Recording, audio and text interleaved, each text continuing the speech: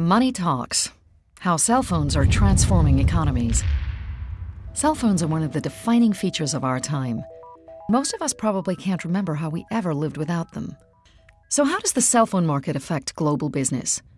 The number of cell phone subscriptions worldwide is gigantic, especially when compared to how many there were back in 1990. So let's take a look at the global players in this huge market. If we look at number of subscribers, then China Mobile is the biggest cell phone operator in the world. Not surprising when we consider China's massive population. But if we flip the data to revenue, US-based AT&T are making more cash. So cell phones are big business. Hardly surprising when you consider that 87% of the world's population now has one.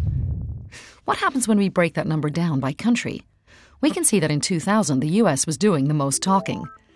But by 2005, Russia, Brazil, Japan, China, and India had all caught up.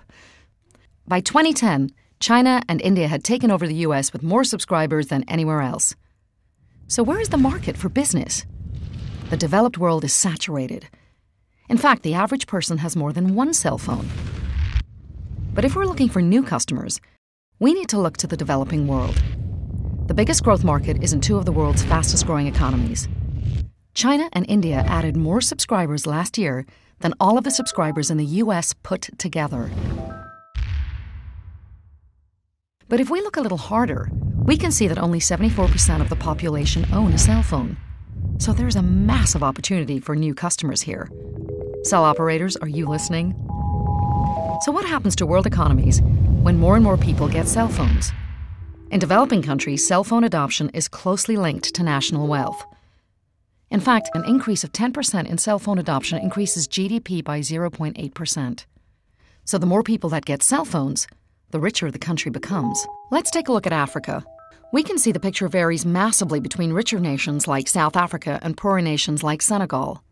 The overall cell phone saturation is relatively low, but the people who do have cell phones are using them to revolutionize their lives and their economies. Take Kenya. A third of the population, that's 12 million people, use a cell phone banking system to send over $8 million a day in text payments to other people. That's $415 million per month, $5 billion a year, 15% of GDP flowing only through cell phones. If a similar system was operating in the US, it would generate person-to-person cash flows of $2 trillion, and globally would generate cash flows of $9 trillion. So really, we have the power to transform world economies in our pockets. And texting our way to a successful economic future would make a change from texting what we normally do. The world's single most common text, sent billions of times across the globe every day, is "Where are you?" A question a lot of us would like to ask our money from time to time. Stay on top of the world. Financial Times, ft.com/graphic world.